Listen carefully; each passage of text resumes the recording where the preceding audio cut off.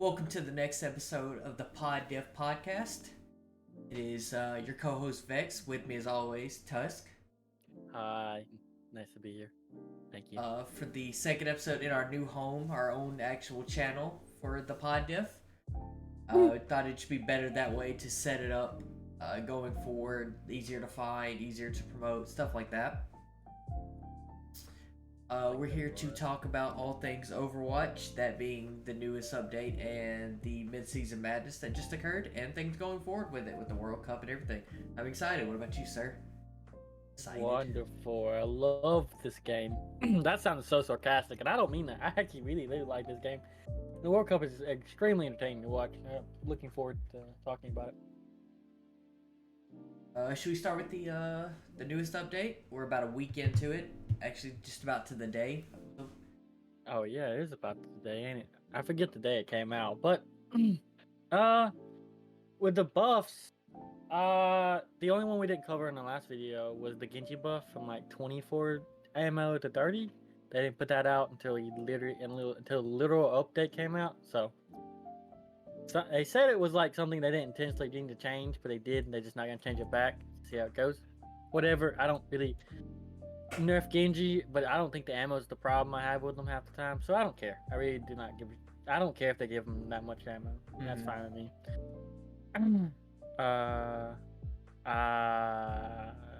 Casty, I think, is doing fantastic. I mean, Casty's quote-unquote nerf was really just a retooling. I don't think it, if anything, it just...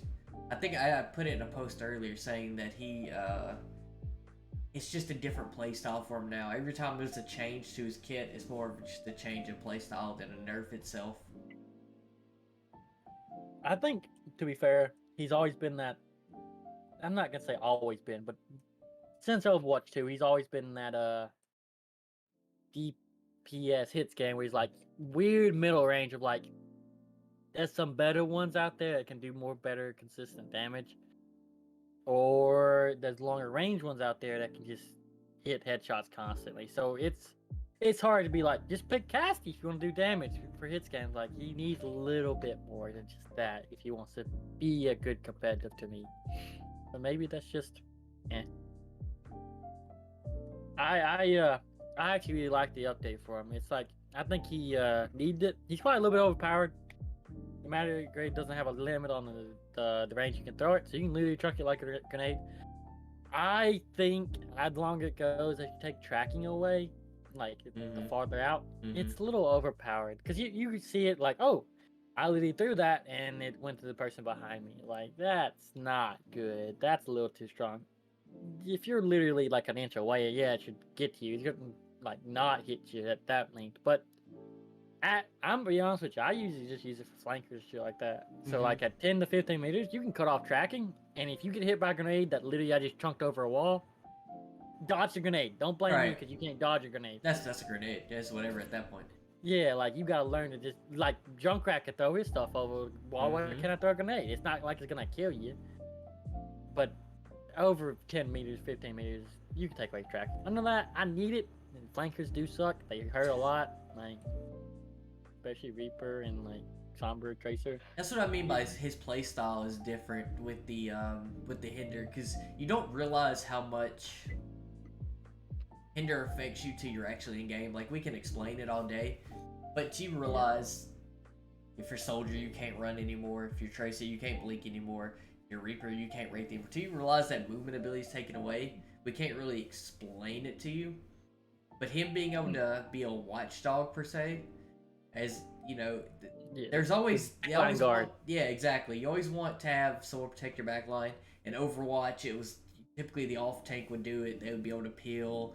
You would want, in certain metas, you'll see like Brig Ana, for instance. You'll have the Ana or the Brig protect the Ana. They'll try to survive on their own.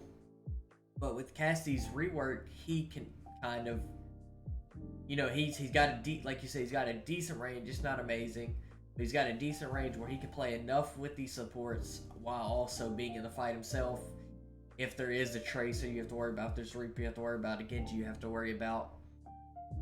One good grenade, and one good grenade, 2 shots is a guaranteed kill, and it'll kind of It'll set up the pest repellent. It'll be less likely to go into your back line. Hmm.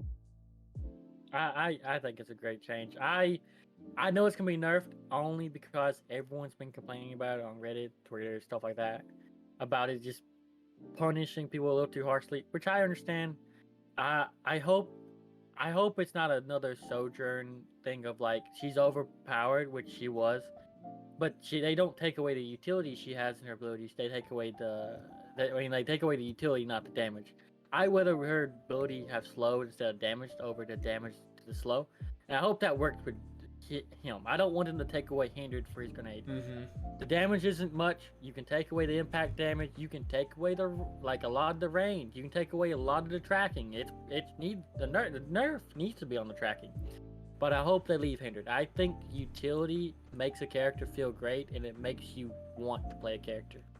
Mm-hmm. Cassie has become one of my new favorite hit scans to play because of the hindered. Maybe make it slightly more of a skill shot. You know what I mean? Yeah, absolutely. But I get it needs some kind of help because with you're throwing it at very most time you're gonna throw it at a flanker. You're throwing at something that's moving at a higher speed. I get there's some tracking like you said though. Just don't tone it back a little bit, and don't take it away. Don't add something to take it. There's no point in it. Yeah, just tweak it slowly until it's fixed, and I understand that. But we'll see how it goes. Then when nerfs, buffs, we don't know how to do it, but they're probably gonna change something. May, on the other hand, I think it's been a great change. We're not overpowered, and I think it's probably gonna stay for the good time being. I don't think May was near as strong as people were worried about. Yeah, it felt like it's gonna be stronger in the patch notes. It really did, but this time, because the change was that she now starts at a lower slow for her primary fire, and it builds up to like at max it's 70% slow, and then at max, if you have the slow maxed out, she does a bonus damage with the secondary fire. And that seemed overpowered. Like, oh, she literally can make you almost immobile and kill you immediately, which is like, oh, that might ruin every tank there is. Every dive tank might be doomed. This is the end. It's like then you realize, not really. It's not as broken as you may think, because we've seen it multiple times now. It's like it hurts you, but you're not hindered like the casting grenade. You can get out of it. You literally can just back up, and that bonus damage isn't applied to you max slow, which is not ever really gonna happen. It does take a second to build that, and if you're that close to a May for that long, you gotta learn to do some spacing. It's not my fault you can't space a May. Right. And there's enough abilities, there's enough ways to break LOS, a shield, you cut a corner, you're gonna be fine with it. Yeah, at some point, it has to be a punishment for you to be. It's threatening, sure, but May was always threatening. You know what I mean? I don't think it changes as much. Like you said, the only thing it really affects is you high mobility tanks. You know, you'll be able to handle a diva. You can corral her a lot easier. Instead of the Doom Fist or anything like that. But as far as what I think, even what we projected beforehand on the previous podcast, I don't think she's oppressive. I don't think she's overwhelming. Just solid. I think it feels. Yeah, I think it feels nice, and it's actually something I think she needed. Like, she's already a threat then, but she didn't have anything that's like amazing. But now it's like, I see what you did there.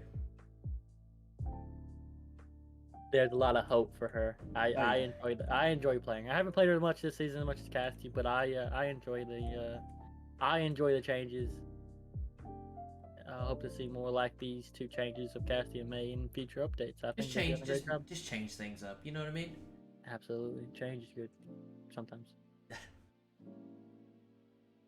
The meta shifts aren't super bad as long as they don't last for a long time. Test new things out. Hanzo's buff or nerfs was the damage for the arrow was 125 to 120, which you can kind of see it, but it usually isn't that bad. it's hard to tell. But the one I want to bring up that's worth mentioning is the update, and the idea of what they was doing was make the sonic arrow easier to detect for enemies. And you when you think about other games, they have sounds, some waves, like it's easier to tell. It's not like that now. It's not. It's still hard to detect. You literally have to be hit by it to basically hear the sound effect going off. To So I don't think it's actually that big of a nerf. You'll hear the first one on the door that every Hanzo fires because nothing's happening yet. But after that, there's so much. You got Ryan's armor. You know, he's crunching around, walking this way. You got gunshots, this, that. There's grenades going off.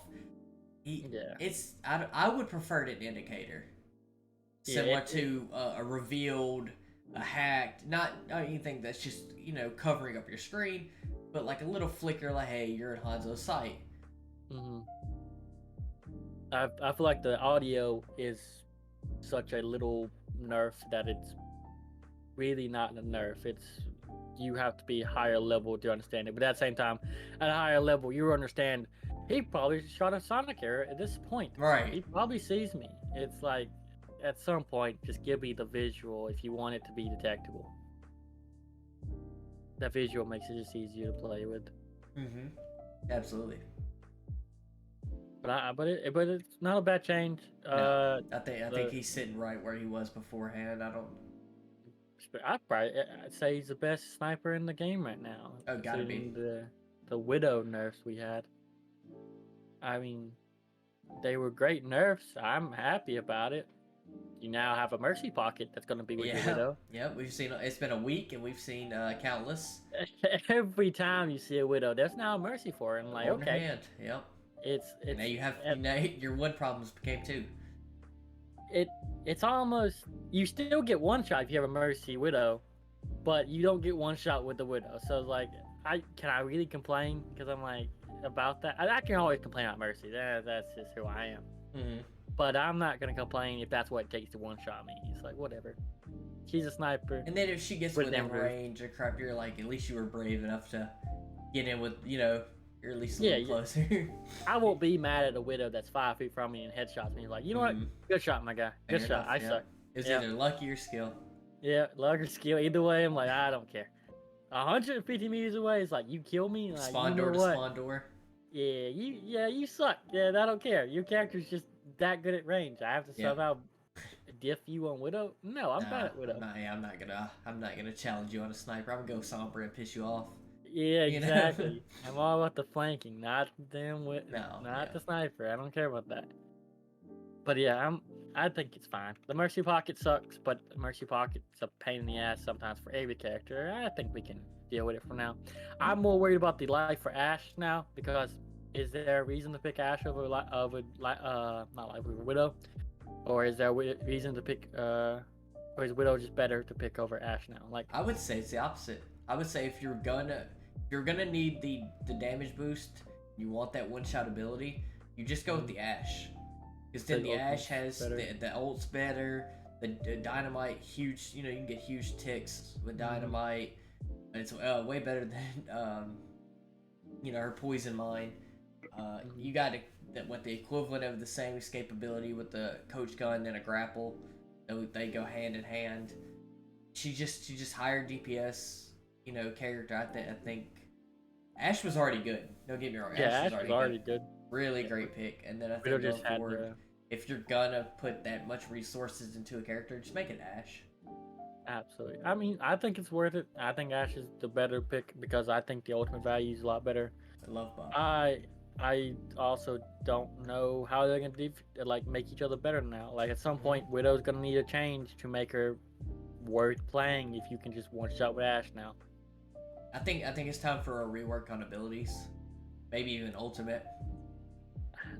I think Sights is really good, but absolutely, I think Sights is really good, but needs lower value or something. And then the poison mine, it's like, it's cool because yes, it's a one-time flight protection, but just because they're there doesn't mean it stops anything. Yeah, I think it's the worst ability in game is the poison mine. It's crazy to say that, but it's just I don't think anything provides less value than that does. I don't blame you at all for saying that. I would We're like. seeing, I don't know what a rework would occur with her. I don't off the top of my head, but I also don't make games. But I don't know. I would just like to see something different. I feel like she's had a very basic kit, which some things you can Cassie has a base kit, Soldier has a basic kit. They all have something that helps. She needs. I don't ever want to see Widow dominate because it's just not a meta that I'm fully interested in. But it's a little more utility in some way or fashion, right? Yeah, absolutely. It'd be nice. I hope the best for Widow mains, and I hope the best for Ash mains, because it's gonna be a little while. Yeah, we'll see who's better and what comes out. Maybe it's gonna be pure situational. Mm-hmm. Like, It could very be map dependent, like it has yep. been. You know what I mean? I hope everyone keeps their life, and I hope they don't revert changes on Widow. I think these changes have been fantastic, and I hope they keep it. It don't one shot me from a mile away, and I will be okay. Mm-hmm. Make I, my I, game winnable. I could see reverting some change, not that one in per se, but I feel sometimes if they just go back and revert changes, then add changes, and you revert them again, I feel like you're wasting patches, right? You're wasting time. Yeah, you're just like, maybe this worked. It didn't work. Maybe this will work. Like, And I get tweaking, but slowly adjust it. don't make me wait season to season to revert a change. Hot Yep. fixes can happen. You can add a little patch if it's just not working out. Like you said, Widow's fine. She's okay. Yeah. We'll see. This this is Overwatch 2. This is 5v5, no more 6v6. That Mhm. changes need to be made. It's things are gonna happen. Hopefully soon. I like to say, but we'll see where it goes. I think what they really need to change is Lifeweaver. To be fair, because all these buffs he's got Yeah. felt nice, and then it's like, you know what? He's still probably the worst support. Oof. And he feels so good to Where play. do you go from here? Excuse me, I'm sorry. Where do you go from here? Do you make them one-shot people? What more can you give them? I don't know. It's just I don't want to say it's bad character development or a bad kit per se, because he's interesting, right? He's interesting.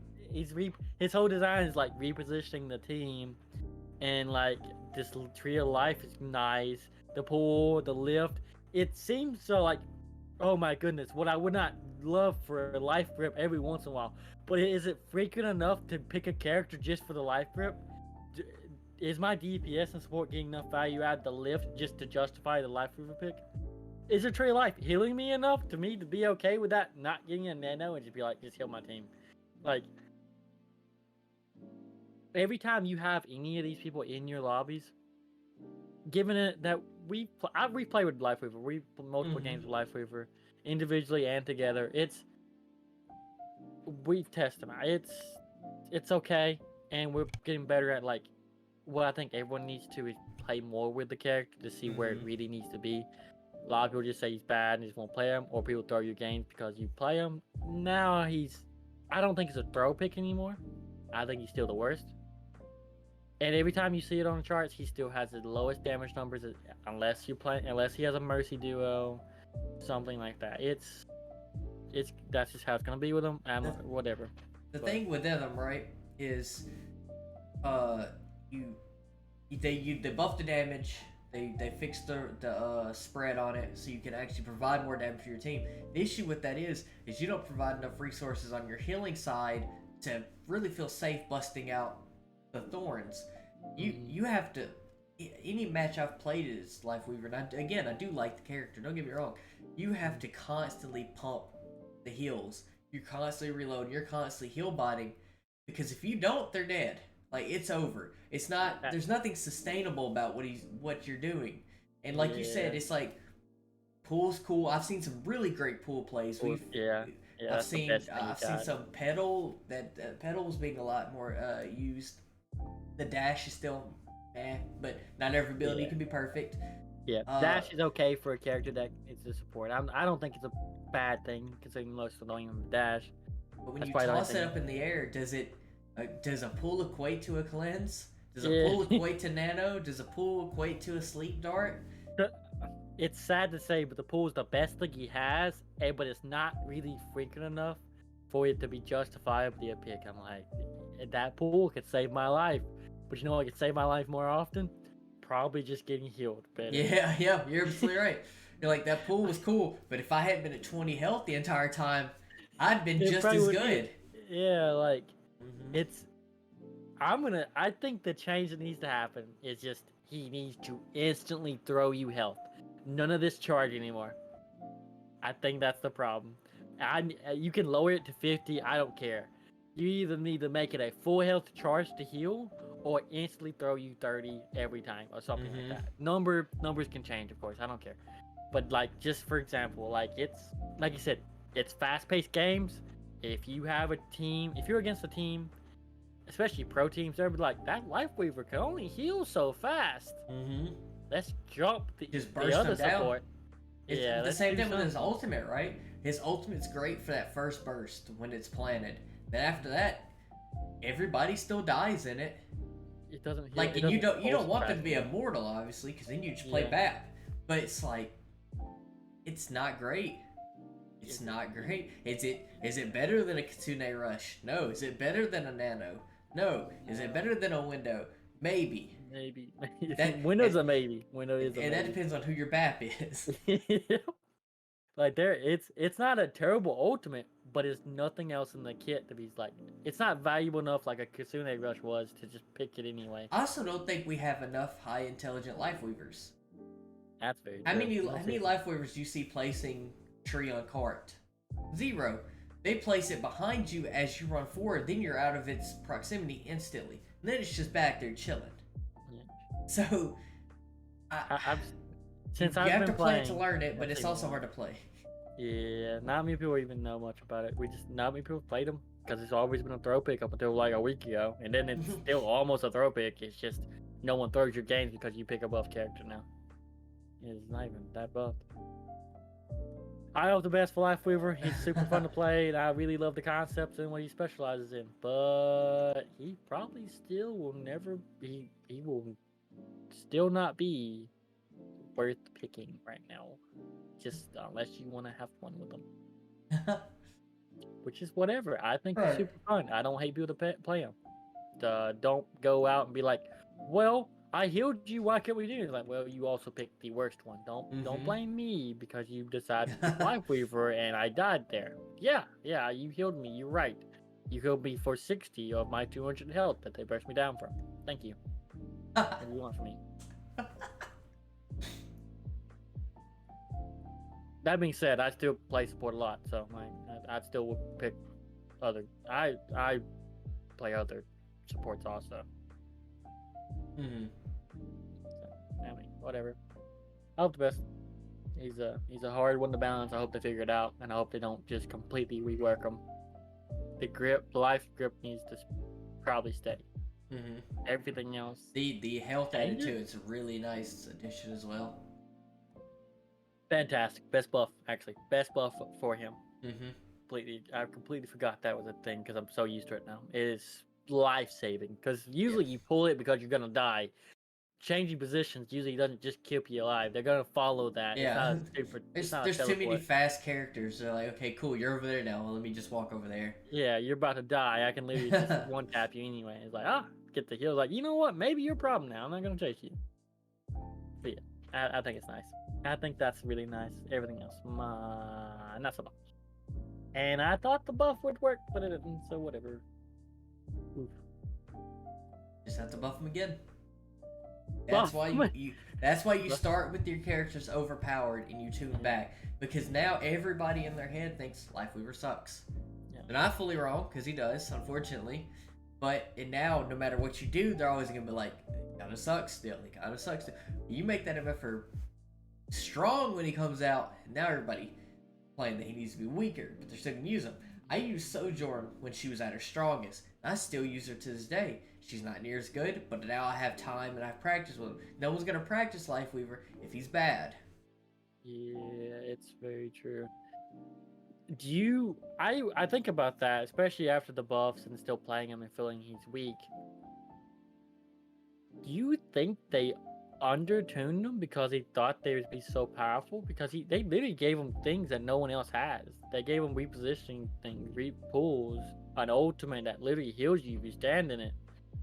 Like, did they think it was gonna be more powerful than this? That's what I worry about. When he was announced, like his actual announcement, I think I've told you about this before. I think they based so much on the fact of the pull and the pedal. They put so much hope into that pedal because in theory, it gets you high ground. It gets you characters that couldn't go up in areas they wouldn't go up at. High grounds win games. They put so much into that pedal. And like you said, they short sticked them with the rest of it because they're like this pedal is pedal's gonna be nice. This pedal's gonna be it. Wait till you see the pedal.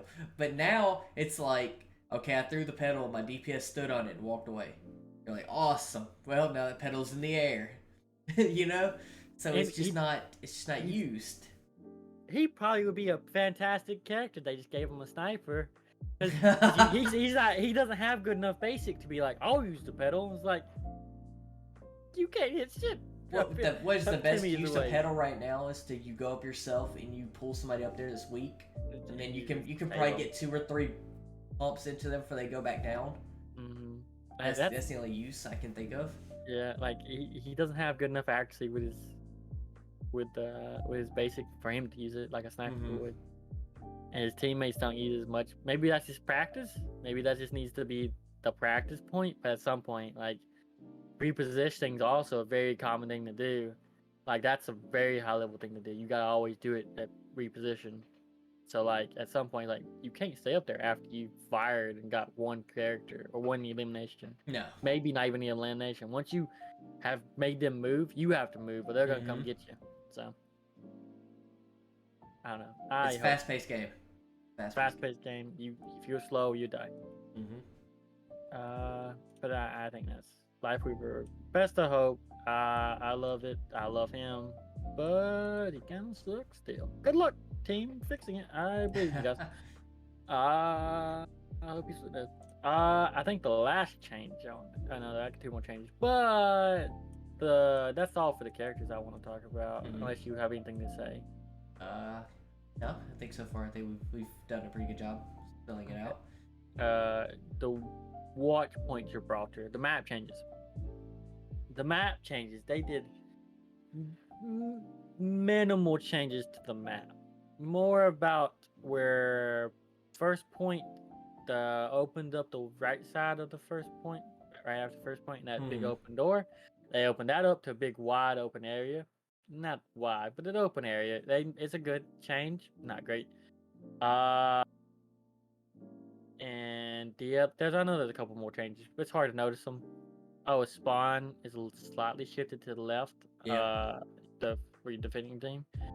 But also at the very end, the defending spawn that comes out above the area, which like closer to where the point would be. So you're not spending your whole time running from underground around this loop up the stairs just to come out to the side where you're gonna be bullied the whole time. Yeah. There's one exit, like one okay exit.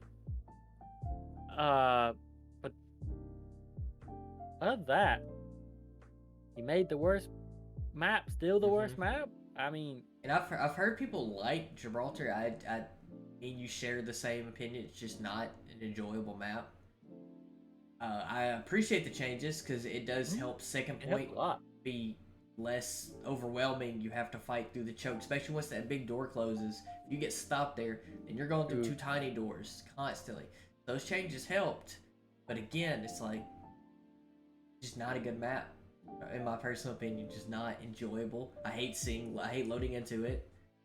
I don't think I hate it as much as you do. I think it's the worst map because it's very like to me it feels like it's the map of like, this position's super bad, this position's super good.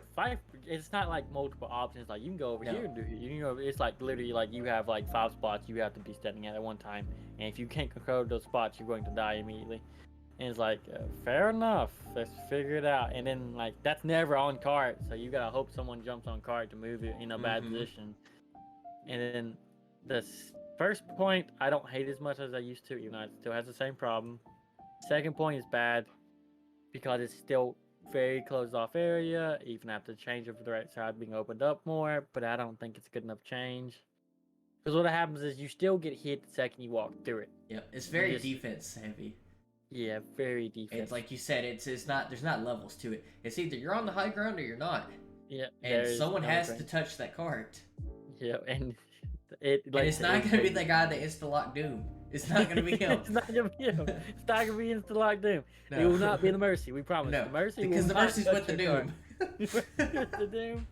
It's hope to goodness they figure it out. That Reaper, he's diving backlines. He's diving their last spawn. He doesn't care about cart. So the Ana gets to ride cart, and she gets to get sniped at by the Ash and the Widow that are on either side of the ship. Yep. It's just tough, man. It's tough. It's it's very similar to first point on it, as the fact of you start out and you're just going against that oppressive front line of high ground, but then you dip down. They call it like car wash. You dip down under and you go back up first point. But something about second, just getting it under that ship is so near impossible. You have to literally just control high ground. You have to just bully them off of high ground, destroy them when they jump down, and if you don't, you never win a team fight there. The best you can do is you hope you roll first fast enough where obviously they're gonna pick second spawn. They're not gonna spawn first anymore. They're gonna spawn second, and you have to take it before they can get it. You gotta get it's so hard to do it. It's very punishing. It really is. I'm glad, because I think the worst thing to do after putting work into a map is to just get rid of it. And I think Gibraltar is definitely worth saving, and I think it's able to be saved. That's not the problem I have with it. It's synonymous with the game as well. It's been here for so long. I actually feel that way about, like, from Overwatch 1 terms, the 2CP. I actually think those maps could be repurposed. Okay. I thought we were talking about game modes. No, not game modes. Just the map. Yeah, I agree. I would love to see Hanamorans. I think you can make Hanamor into a push map in a certain way. You could turn I'm blanking Anubis into some kind of I miss Anubis. payload. Anubis is gorgeous. I miss Anubis so much. I just hate 2CP. Oh yeah, I'm not saying the game, but I don't like 2CP. Don't worry, but I ain't liking it. I like the map. I think it looked fantastic. I miss Anubis, but I hate to see those maps gone. I wish they would just repurpose them. And them doing this with Gibraltar just brings up the idea, like, they probably are trying to repurpose them now. They're like, Gibraltar's getting changed. You can change those other ones. Would you be okay with them repurposing the maps for their missions or whatever they're doing? They're not PvE but PvE. Oh, the campaign missions? Yeah. You be okay with that? I'm okay with that, but like I said, I still want them to be part, like, I want flashpoints to be a thing that brings back up those 2CP maps. I'm excited about that. Oh yeah, we can talk about that. Anything else you want to say about Gibraltar? No. We're getting new maps. Okay. I mean, like, I don't mind them being into the campaign. Of course, I don't mind it at all but I don't feel like I'll play the campaign enough to truly, like, I miss Anubis. Let me go play the campaign map. That's gonna make me feel bad. I'm a multiplayer person. At the end of the day, I am. I love some campaign though. Like, don't get me wrong. If it's there, I'll play it. I'm not gonna be like, you'll play it once. Yeah, I'll play it once. I'll play it like, oh, there's an achievement again. Yeah. Why not? Right? Yeah. Get this. And this is like, cool. I'll never load this up again. Yep. This is like, that's a super cool campaign. You should play it. It's really worth a shot. How many times you beat it? I don't know. Once, but it's real nice. It looks good. I enjoyed it. I'm okay with them repurposing maps for those. That's absolutely okay with me. I don't care. It doesn't bother me. Whatever you want to do for that game mode or that campaign, you do whatever you think is right. But I want the maps to be stuff I will constantly rotate into. To makes me feel better. We'll see how it goes though. I mean, thinking about game modes, as we talked about all of them, the flashpoints. Would you like to talk about the new season? Are you talking about the current or what's going to come? Oh, sorry. The 2Com, what they've announced. Did you have been keeping up with that one? I've seen Flashpoint. Mm-hmm. I've seen the outline of the new hero. New hero, yeah, they've done the outline. Basically, they've made a flash of the character, but then it gets real dark. And Might be a flying support. That'd be something to lock down yeah, the road. yeah, We'll see. yeah. I have no I'm idea. excited for Flashpoint. I do worry how it'll fit into to how Overwatch is played. But at the same time, everybody freaked out about push. You kind of just got used to it. Now you play it. I actually think push is really good. There can be some minor changes, but I think push is pretty good main mode. I think it's not every map. It doesn't make you feel.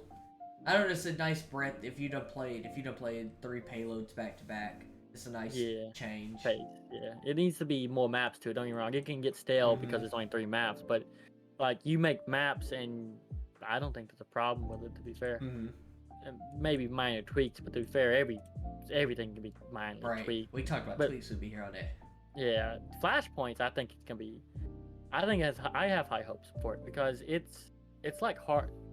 For anyone who doesn't know, it functions like hardpoint for Call of Duty and stuff like that, where a temporary point will be set up on the map from the way they describe it for a short amount of time for you to control and gain points for it, and then it will move after a certain amount of time. You keep doing that, which I think is a fantastic idea that will add dynamic and change to a map, especially if it's a random. It doesn't go in a certain order, which is. I hope it doesn't, because then you get, like you brought up, hardpoint. You bring in the super nerds, and I used to be a COD nerd. I used to be that. I used to do that crap. I know exactly. So you're gonna have to do rotations.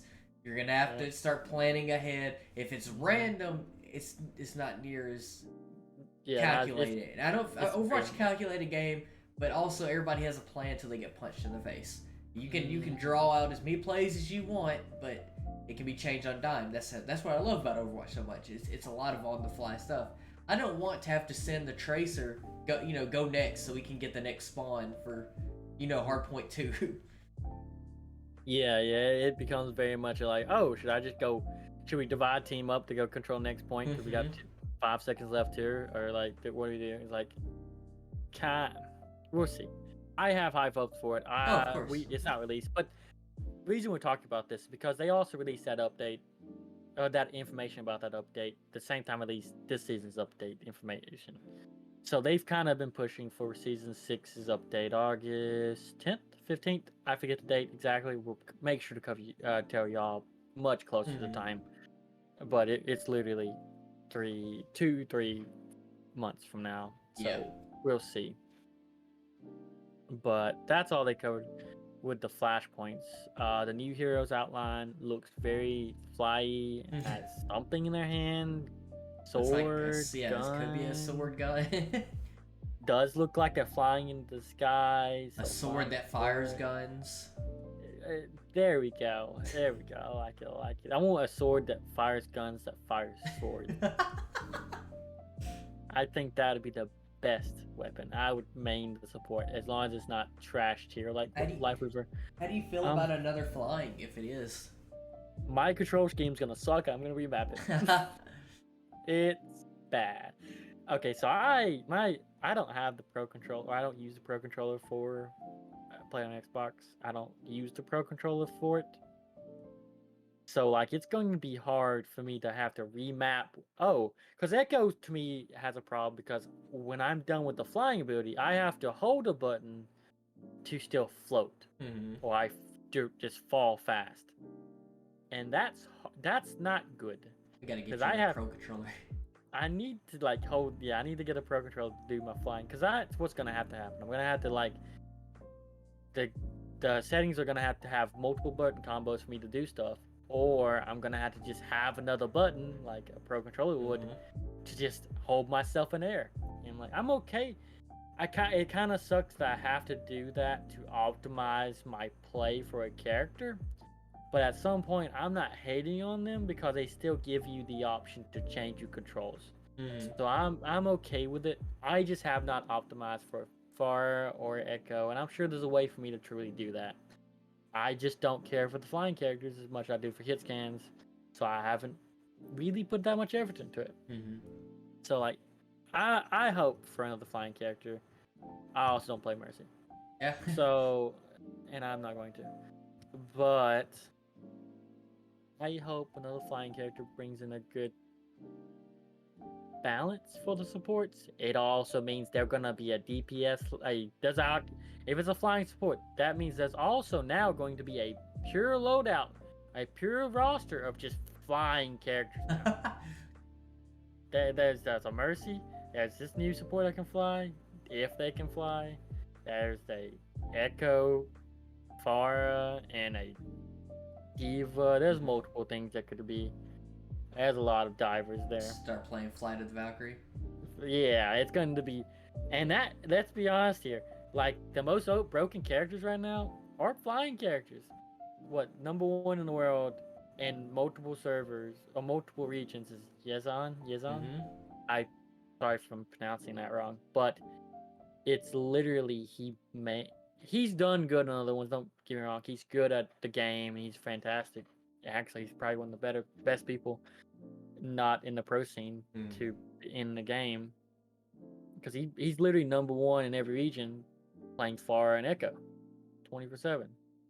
Like he's won tournaments, community tournaments, playing Pharah and Echo with a Ana support and a Mercy support, and they'll just make sure he gets nano and heals, and like you guys win. He doesn't die, he kills everybody. Like that's, I know that seems so simple. It's like, well, you can just shoot him. It's like, yeah, but it's not as easy as you think.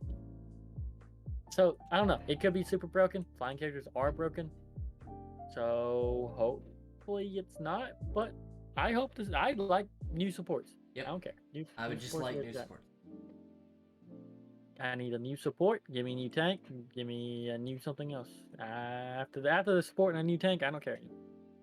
You we can talk about that down the line. We'll figure it out. Yeah, it's like we'll see how it goes.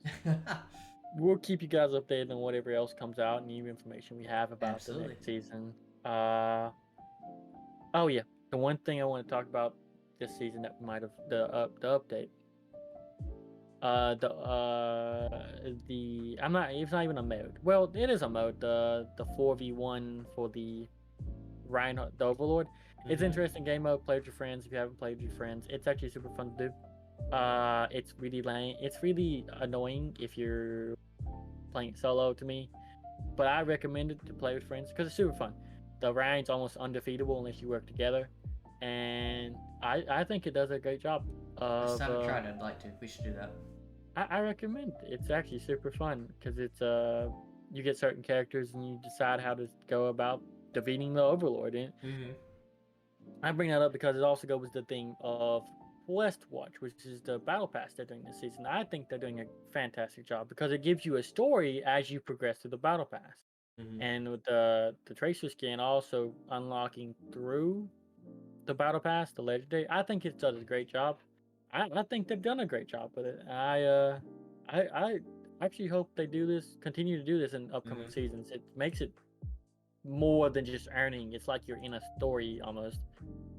Like I've probably got through 4 chapters, and I actually want to know the story of this quest watch. So the best thing Blizzard has done is its lore.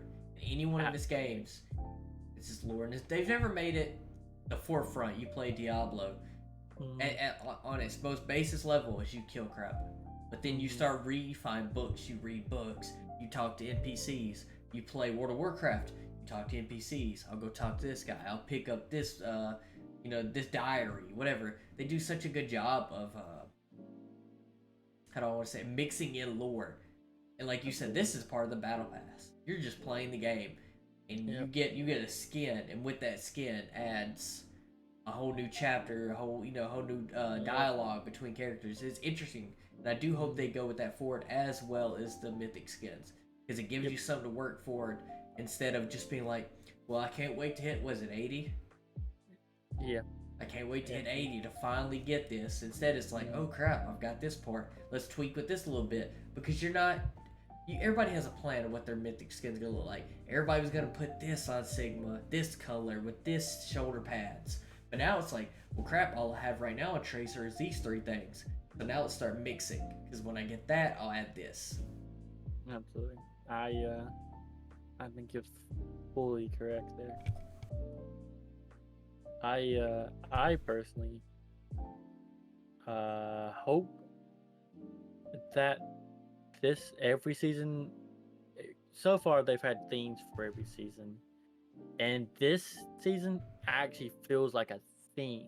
You're like, well, our first one was Cyberpunk. You could literally tell me that it's anything but Cyberpunk, and I'd be like, there was that skin for that one thing. Yeah. Like, I couldn't tell you anything but the actual like last skin for the season that fit that. I'm like, oh, okay. That and a loading screen. You know what I mean? Yeah, like okay. I mean, like it doesn't. Don't get me wrong. What they do for that, like with the skins they make for that season, they aren't bad. No. But like, it's just it didn't feel like it was really a theme. You decided to make a cyberpunk skin for 3 characters. Right. Cool. They look nice. Moving on. But yeah, I hope they continue to do seasons like this. This is actually super cool. And I hope they I can't wait to see the next one. Hopefully it's like I think the one I've enjoyed the most so far besides Questwatch is the gods or the Kiriko Mystic skin season. So like the War for Olympus or whatever they called it. Yeah. No, that was the Drunk Queen one. Sorry, that was the Drunk Queen. Oh yeah, you're right. You're absolutely right. That one was real nice too. But it looks like I'm gonna make a prediction for next season. It looks like the new characters are very much Egyptian, like dive into the sun stuff feel. It's very light colored. Next one's the Egyptian gods. I'm just gonna call it. I don't know if it's right, but it gives me the vibe. Every time I look at the character, it gives me the vibe. Every time I look at that, it gives me the vibe. So I'm like, maybe, especially with flashpoints, getting with the 3 new maps coming with flashpoints, and they all, at least a couple, seem to take place in deserts. One does, not all. One, I think. I will get back to you on that. Don't take my information for fact checking. They've released 3 of them, and I remember saying one's a forest, one's a desert, and one's like a city. I might be wrong, but I don't know where I heard that. But that's what the character makes me think of, and I'm just a lot on that the Anubis copium. So we'll see. You're just holding on to Anubis for dear life. I love it. It's like it was my favorite map, even with a trash game mode. Imagine if it had a good game mode. Oh my god. At the end of the day, all we can do is imagine. Yeah, all you can do is imagine. It might be trash after this. Maybe it's just good because I had something to look at while 2CP sucked. I'm telling you, you were just so bored by waiting for the team to regroup for the 8 minutes you're sitting there. You started looking around like, oh, this don't look too bad. Oh, this is noise. Who designed this? Give him raise. I can live like here. This. Yeah, absolutely. I know I feel like I'm jumping around. I have one more thing that I wanted to say about the quality of life this season. That I forgot in my notes. The audio. The audio for this season is bad. I have something I'm gonna read verbatim here because they've messed it up. This comes from the actual patch notes from the Overwatch. Like, this is officially what I'm reading verbatim. Quote, due to a bug, we template need to change the audio reverb settings used throughout the game to an alternate method. We hope to have this fixed in the upcoming patch. End quote. They literally said that in the patch notes. And you can tell in game. Everything feels echoed. Everything feels like it's going just twice. It's stacked on top of each other. It's awful. Some people are playable. It's very sad because some like, oh, you can't really tell on like Kiriko. Oh, Casty, it sounds like shit. It's overwhelming almost. It's bad, and what makes me really disappointed is that due to a bug, we need to change the audio reverb. We hope to have this fixed. Why did you touch the audio? Why do you not know what to fix? If that looks expensive, put it down. Why is it going to be fixed in a month and a half? Can you not quick patch this? Is this not something they've done hot fixes in the past, so I'm praying that this is another hot fix. that maybe next Monday they're like, hey guys, we're gonna be down for 30 minutes. We're fixing the audio. I pray that we're not waiting for a mid-season patch so we don't sound like we're in an echo chamber. Just so we hope we have this fixed. Like, can you just be like, hey, we're sorry this happened. We're gonna have this fixed this time. Like, oh, that's fine. Things happen. You change stuff. Changes happen. I ain't too mad about it. But for the fact you be like, well, your game's gonna sound like bad until we figured out what we did wrong. Like, oh my god, you don't know. That's when they're just yanking cords trying to figure out which one it was. Like, two plugged in the sound twice. What'd you do? Put the input in the output. See what happens. Turn it off and on again. See what happens. Kick it one good time. It's a quality of life too. Like, it's not something it's so bad that I didn't read the whole patch notes, because this is in the bug fixes, and there's constant amounts of bug fixes and patch notes. I just read the changes they claim to be changes and like any character stuff. This is just a general bug fix, or in a general like bug fix thing. I didn't know. I looked back at this and we found this. We know Vex is actually the first person to notice it, because I think he picked a character that's super easy to notice it on. Day one's like, is everything doubled to you? And I didn't even notice it until I switched characters. We were dicking around in the training range. I was like, dude, this sounds wrong. Well, what is wrong? Like, is everything echo? Is my headset messing up? What's wrong here? It's like, but yeah, I just wanted to complain. I don't have much to complain about the game all the time, but that's just the quality of life that makes me disappointed. I ain't gonna lie. But hopefully they have it fixed. I mean, I'm sure they will sooner or later. And like, if not, we're just gonna start posting on Reddit, hopefully, or somewhere. It's like, hey, would you like to fix your audio? The beautiful thing about this game is everybody complains enough, so we don't have to. Yeah, exactly. Everybody hates their life so much that they just want to complain about this game constantly, so we don't have to. Yeah, exactly.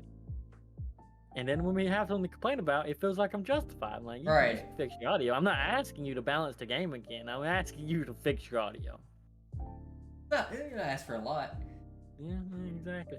But that's the only bad thing I think from this new season update. I actually think most changes have been fantastic changes. Absolutely. Except for the audio problem, which I don't truly want to blame them, but it is their game, and someone has to take blame. Thanks, App. I every new patch with any game is gonna have some kind of issue. I think the thing we're most worried about is fixed time. Yeah. Because like you said, hope is a scary word. Right, yeah. Typically, it's will or will not. There is no try. Yeah. So we either have it done in a month and a half, or you'll wait 3 months, or it won't be fixed. You're like, what do you mean hope? Yeah, like you might just have a permanent echo now. It's like, ooh, that's not something you want to hear. Imagine you're going down for open heart surgery. Like, we hope you figure this out. Like, what do you mean, doc? What do you this is your job. Why do you not know? Like, it is truly just the purely like the hope where we fix it next patch. Like, if you can just tell me, like, oh, we'll fix it. Like, okay. It's not we hope to fix it within 3 months. Like, okay, but okay. I hope this game is balanced perfectly in 3 months too, but we can both hope and shit in one hand and see which one shows up first. But that's the only things I have for this season. If you'd like to, whatever else you want to say, of course, and then we can move on to the League and World Cup. League. Would you like to cover the World Cup first, or League? We spoke on World Cup beforehand, so let's do World Cup and then we'll go dive into League. Yeah, we don't have much to say about World Cup. That's right better. The World Cup. Would you like to introduce that? Because I don't. We decided 40 teams, right? What we could figure out. Yep. 40 teams to break into 36 country teams and 4 wild cards. So it counts 40 teams, but we don't know how the wild cards are set up. They haven't announced that. But it will break down to 16. Break into different brackets to break down to 16 to qualify for the World Cup. First game's 2 days from now. Dating today being Monday. Or June 22nd. Yeah, June 20th. Yeah. It would be Today, the first. It would be June 22nd. A lot of games. Uh, I don't know how much we expect people to watch. It's gonna be a lot to handle, a lot to take in. I'm gonna try to watch as much as I can, obviously, but uh, keep for the powerhouses. Obviously, both of us being natives to the United States, we were more inclined to know that roster. Yeah. Then, with also being such a heavy game in South Korea, you expect South Korea to do well. Tabs with the China team. Because they have an open spot already. They have a spot already, apparently. I don't get the apparent. Dude, what was the word it was used? Due to what? I have it right here. Okay. If you, for the introductions, of course, I don't know if we've introduced it just through the World Cup. Is just each country gets a team and they. Oh yeah, sorry. It's the Olympics. No. I think it's fine. Yeah, it's Olympics. It's easy to guess on the name. Right. But it's just in case. But yeah, 36 countries get a team and they all compete for positioning. But right here, do I have it? Yes, right here. In June, teams will compete with their groups, turning one of 16 spots at the LAN finals scheduled LAN. Thank you. I knew I was saying it wrong. I know it's one word, but I'm just like, I'm saying this wrong. Got you. LAN finals scheduled to be held in fall of 2023. Given the current dynamics in China and that a team from China has always performed very well, including two second place finishes in the last two Overwatch World Cups, a team from China will receive a direct invitation to the group stage. There will be no World Cup trials in China, and the team will not compete in online qualifiers. The trial process in China will be different from that of other countries and regions. We will share more information with players in China region regarding that process directly. Here, and then it goes to break down 36 teams. Given the current dynamics in China, that's all I need to say. They get a bye. I don't get because they were good in the past. They get a bye. There's obviously more to it. I'm just being funny, but it's weird the way they phrase it though. It's one of those like, at some point, if that's your justification, why not just give the winners like buys? Like, hey, you don't have to compete. Don't worry about it. Just like, okay. Which I feel like ruins the spirit of it. At some point, you just want these people to compete. That's the that's show. Like United States won last time. You know what? They win this time too. It's like, what do you mean? Like, this is gonna be a completely different roster than was the last World Cup. Why do they get a bye? I don't know if it's politics involved. I don't understand. China's always had a weird spot in with Overwatch and its surroundings with Blizzard. I don't fully understand or get it, and I'm not gonna pretend to. But is it? Maybe it has to do because this. Okay, so this article, it is with justification. It is definitely the one of the more second most recent article on Blizzard Entertainment. Overwatch.blizzard.com. Their news for the World Cup. This is the most second news article published for them, with the other one strictly being not related to the teams and just given like dates. It might be having to do with like at that time I believe Hong Kong revolution, stuff like that. I don't really know. It's a lot of politics given the dynamics, but I believe it's, in all honesty and fairness, there are other like wars and things happening in the world.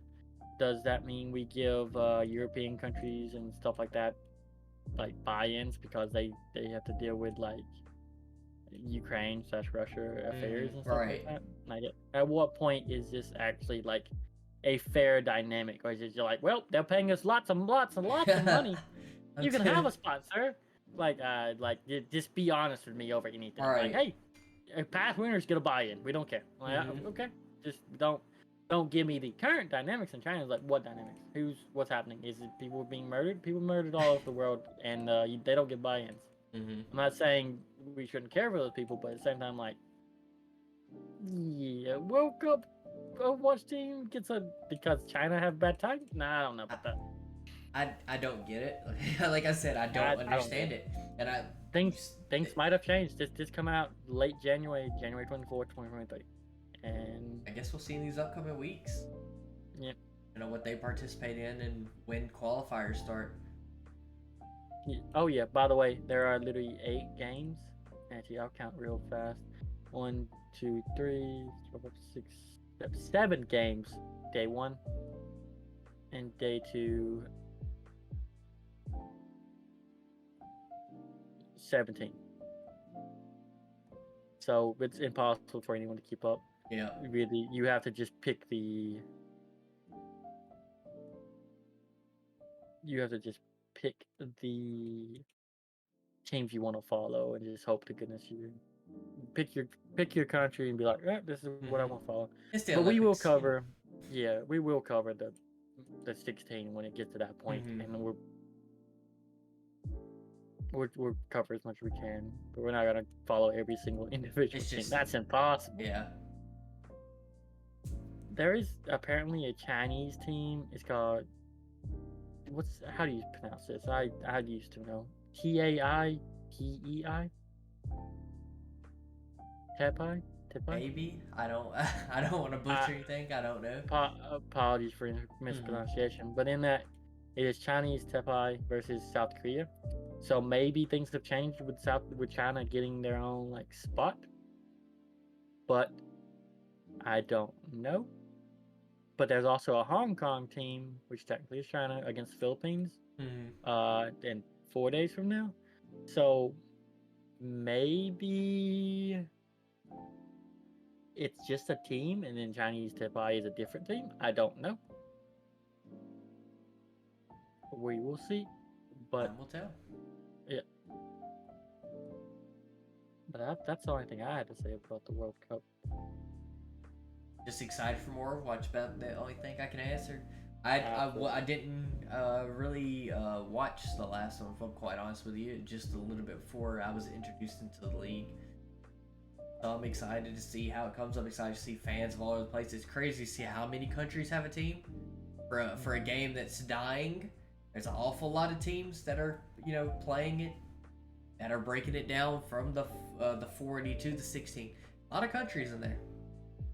It gives me hope. Makes me happy. Absolutely, I love the just high level Overwatch. It's just entertaining to watch.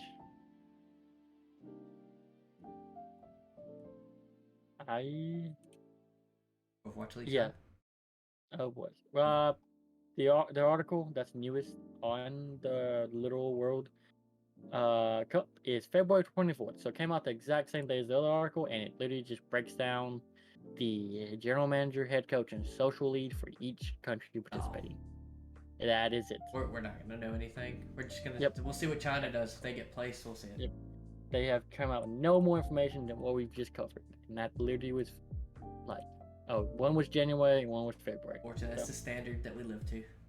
Yeah, but that's all I gotta say, and I'm ready to move on to the league. League, dog. I'm so excited. League. This was one of the better tournaments I've witnessed personally. Midseason Madness. Ooh, it's so good. Congratulations. Spoiler alert if you didn't already know. Atlanta Reign, dominant fashion as everybody expected. A lot of good showings from teams. A lot of upsetting, a little disappointing showings from certain teams. Atlanta, I'll talk about them first as the winner. Just the strongest core currently in the league. From frontline, Doncock, or excuse me for any kind of mispronunciation with his name, I apologize. I think, was it you, or it might have been someone else we know, posted that he has a very high chance for Rookie of the Year.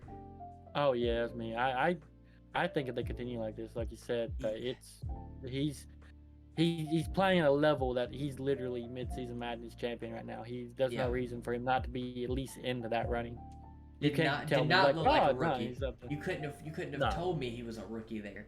And then at the same time, I do give him credit, but then you also give credit.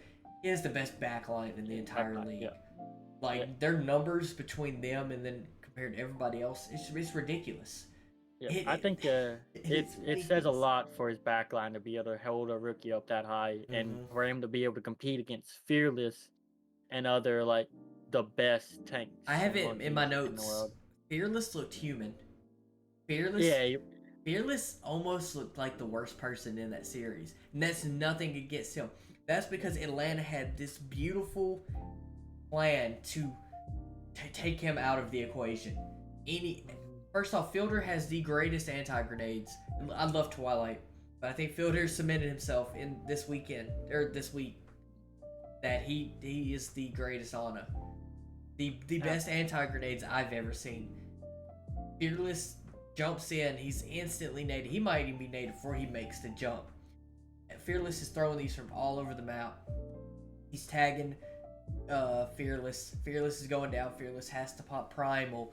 And Shu and Violet, great backline in their own right. That's why they were both in the finals. But there's levels to everything. And I love Violet. I'm a Shock fan. Love Violet to death. Same thing. Shu's a great player. There's levels to everything. And you've seen the levels of support. Shu and Violet might frag out a little more than Fielder and Chio. Yeah. But by God, will Fielder and Chio guarantee they both live and everybody else lives? And we talked about it beforehand, coming into the season, that Happy might not be the most consistent player or the best fit for that team. Happy played out of his mind in that series. And it went 4-1. Best I've seen from Happy all season. It's not to say anything bad about Happy. It's just the team performs amazing. You wouldn't be able to recognize him as being like the worst player of the team 24/7, but he just generally doesn't do what the other ones do constantly. But Happy felt like a carry at times. Happy felt like if something needed to happen, Happy was doing it. There was times where it was based on a Happy pulse bomb, and I wish I could pull up. I don't even know how I would find it. His stick rate, because I felt like he maybe missed 2 pulse bombs the entire series. He was just so on point with that character, just playing Tracer. And to his credit, Merritt didn't play bad either. But you're playing against the best Sombra in the world, and it looks unfair. It's a god amongst men when it comes to Lip. Same thing with the supports. But there's levels and everything. The level between number 1 and number 2 Sombra is miles long. Yeah. And that's just what it felt like at times. Like, it's just Lip would just beat whoever was just trying to compete against him. It's like, oh, I hate to say it, but he just diffs people constantly. Even if he's just second, he's like, he's just like, you're pro. I couldn't tell. He's like, you could be the second best Sombra, but guess what? You're not first because I am. Yeah, and it's not even close. It's literally not close. It is. And we've spoke on everybody, but who could have been the finals MVP if they had one. Stalker played out of his mind. Lord. Didn't re-sign this man, and he came to this new team, and he's like, guess what? I'm an MVP candidate now. This is my team. When we have Fielder, Chio, Donghawk, we have Lip. You're gonna look at me. This dude's in his second year. Oh, good. What they talked about because during the mid-seasons and stuff like that, or at least during this, they showed interviews with the teams, how they do that team-wide interview and like individual stuff that could ask them questions. And Soccer was like, yeah, one of the biggest things I got promised here was guaranteed playtime. Yep.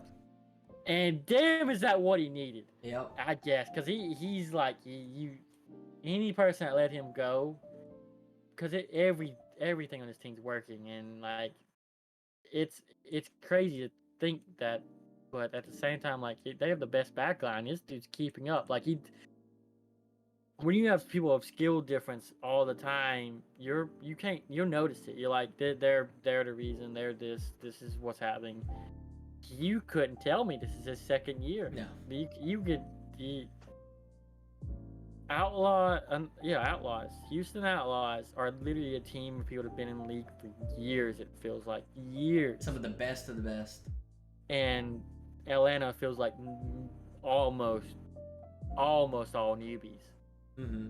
And Atlanta just diffed them like it was nothing at moments. At moments, don't get me wrong, Houston put up a fantastic fight in a lot of parts. But the key moments come down and it's like, Stalker, Donghawk.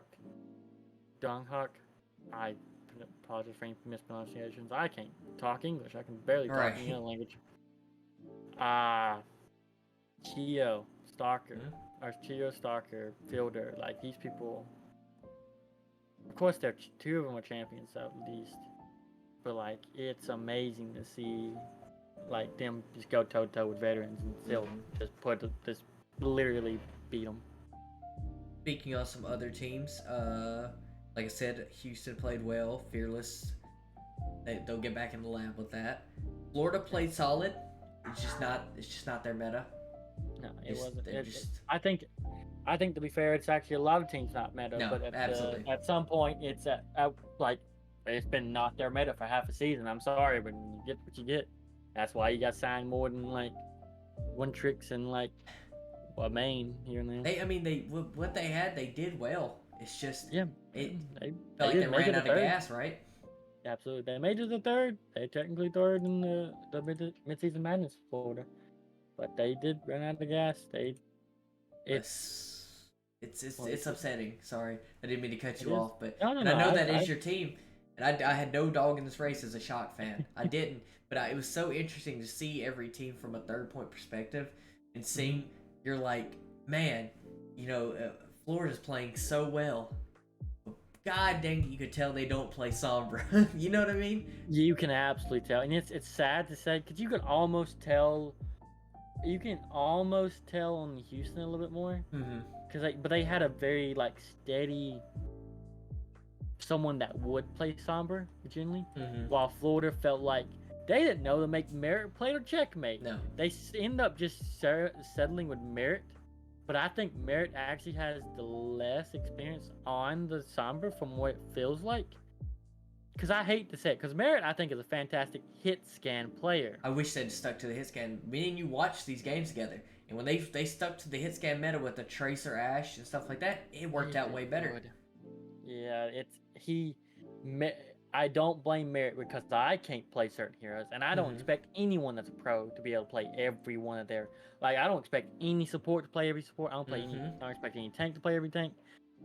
I think Merit and Checkmate, and just the Florida in general, got hit with a meta that none of them can play the best character right now, which is considerably Sombra. And they're like, we just need to either play the meta, which is super strong right now, or you just have to commit to your own thing and go out in a blaze. And they went out in third place. They hit the meta teams. They're like, well, we're good at the meta. So what do you want? And it's like, well, we lose. I guess for what it was, that's all you can ask for, right? They did their best, right? I mean, to be champions of Pro-Am, to become third in March Midseason Madness, I don't think it's a. Definitely not a bad season so far. Yeah, I don't think it's bad for them. I think they did a great job considering what they had to go through and the metas they've had to go through. Spark played inconsistently. At times looked really good. At times looked really bad. Absolutely. Infernal disappointed, honestly. Something every one of these teams. They took the Mayhem close, right? I believe it was 2-3. You just want more, and I guess you could say it's not their meta, but I feel like they've played inconsistent all year. And I just really, I like the Infernal a lot. I really like the team. I think they're a solid team with 2 stars at DPS, and then they have a lot of quality players around them. But this felt like a lights too bright type moment. They felt like they didn't really come to play. And Spark they were on ping. Spark still played a lot better. Yeah, there wasn't there, sadly. Which is actually really sad. That might have helped them a lot. It might have actually motivated them more. Because you know it has to be disheartening to be like, we could be right there. We could literally be competing on stage in front of fans right now. People that came to see you. Yeah, it can be very disheartening, and I'm sure that played some factor. Just be like, it sucks right now. Even if we won, we're not gonna be. Right? How do you can't hear? You'll hear the crowd through a playback. You know what I mean? It's similar to like a 2020 season. You know, everything's online. It's not the same. A lot of people will talk about how the pressure's there when you're live, but at the same time, you get the motivation to do it. It's hard to motivate yourself when you're right there being like, well, I'm not there. So let's see how it goes. Like, they're not gonna have to go home in that bus or Right. on that plane to be like, well, we did bad. It's like you still made it to They something just went back to their amazing. bed. Yeah. Yeah, it's like, you know what? I'm 6 feet from my bed. I'm just gonna go sleep. It's whatever though. I think Can I get a comment on the mid-season madness overall, sir? overall, I think they did a wonderful job, and I look forward to this season. I love Mayhem. They're my team. I think Atlanta's fantastic. Uh, just in general, Atlanta's fantastic. If meta doesn't change, they're gonna be the champs. I'm already calling Guncock is a worthy of a Rookie of the Year nomination. You might not get it, but he at least needs to be talked about. He is the Midseason Madness champ tank. Okay, played once, and I think that's the map they lost. That is the map they lost. So you can't be like, well, you could have changed tanks. They still would have won. Like, yeah, but Hawk lost it. So Hawk I don't lost know. it. They had. You just have to go off what you've seen. Yep, they literally had an experienced tank. I'm not gonna say Hawk is the worst tank in the world. I'm not gonna say that. He is still there, but you can't be like, oh, the sport's just that good. Like, well, they're that good, but at the same time, like, you can have a bad tank and lose that match. Boston Uprising. I forgot to even list them. They Disappointed. I know. And I was a Boston believer going into it. I believed that there was going to be some kind of extra gear they could hit. Mm-hmm. They floundered. I wanted them to be good. Because it's Boston. You kind of, because they always have that, like, they're gonna boom. They're gonna. This is it. It's been that before the season started. The whole season. I'm happy to see Twilight got a little bit of playtime. I think he's actually probably worthy. He should have got more playtime. More playtime. Yeah. I do think. I'm glad Izuaki's doing better. Yeah, absolutely. Man, that dude's skinny. I understand why he had problems, but I'm glad he was there. I think he's nice. I think Twilight and Izuaki just play similar things, and they just had Izuaki in. But Twilight, I think, is a little bit better from what it says, but we'll see. Smurf is good. I'm sad to see he didn't make it longer. Decay played really well. Decay had fantastic moments, and that's for sure. And Birdring can carry at moments too. Every team here deserves to be here. They're good in their moments. They're like, this is a championship. Yeah, this is like your moments. Are like, this could be a championship team. And then that other moment's like, you know what? I understand why you came in fifth. I understand why you came in fourth, because you have a few flaws. That team just has a way to like beat that. And I don't know. But Boston did. They still what? Were they the first ones out, or was Infernal out? Boston may have dropped first. I don't remember off the top of my head. Let me bring up the roster, bring up the map. But it was close, and I don't think even coming in sixth place is something to be ashamed of. No, I think making it there gives you something to work on. I think Atlanta, incoincidentally, like without even intentionally doing it, gave everybody else the standard to work for now. Oh yeah, absolutely. Which it might be impossible because it's Atlanta and it's impossible to replicate. But you don't want to replicate; you just want to build on what you have. Mm-hmm.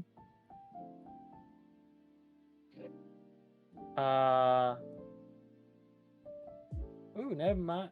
Was I around here? This isn't my bracket. This is actual. Okay.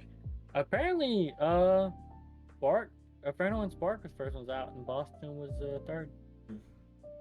That means they literally came in fourth, didn't they? Because Boston beat Spark. Because Boston lost to Houston. And Boston beat Spark, that lost to Atlanta. I'll put up a bracket on in post so they can see.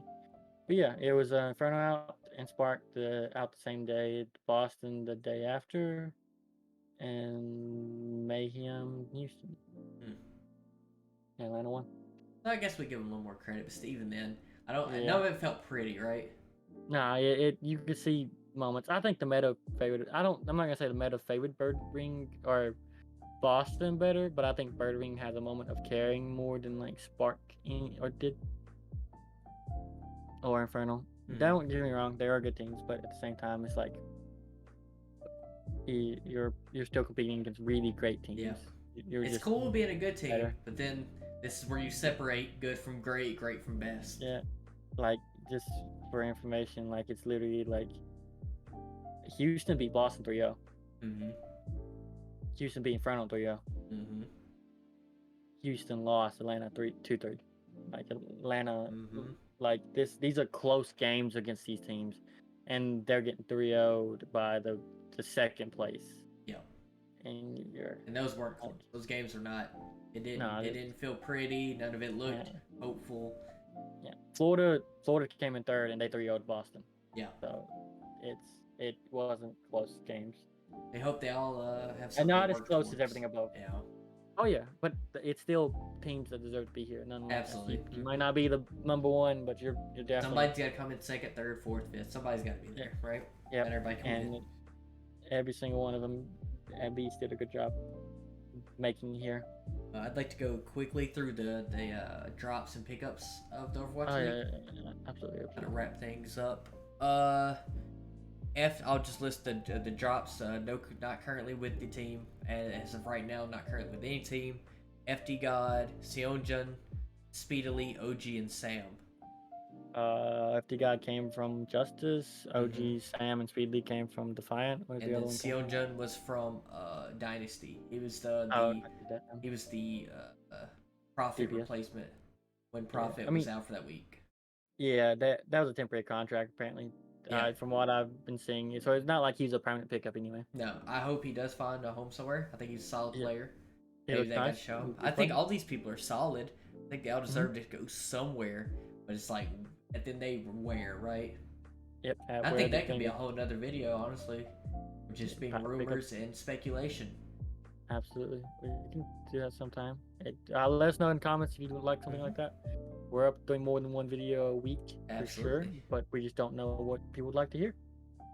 Along with the pickups, Spectra and Opener to Toronto, and Easy Han goes to Dynasty.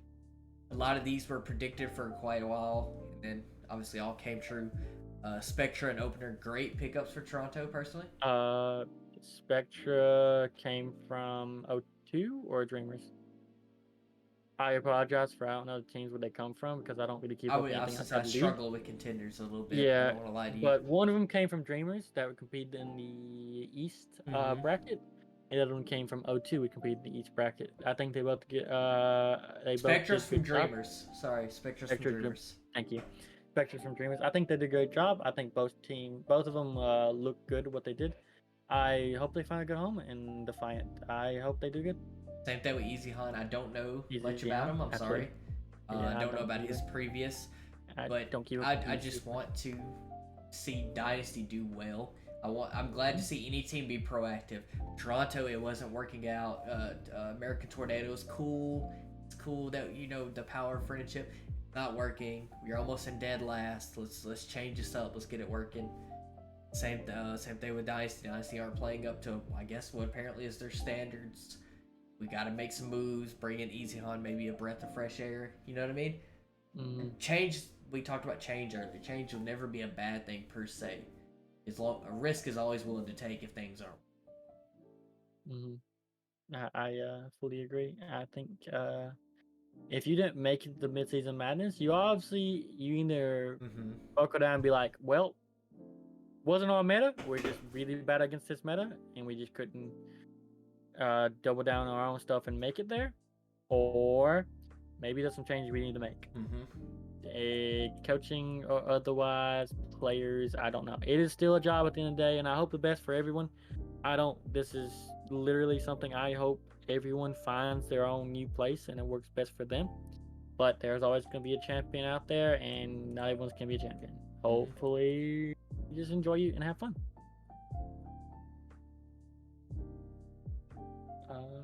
Any closing statements? I think we've pretty much wrapped up everything we need to say. Absolutely. I personally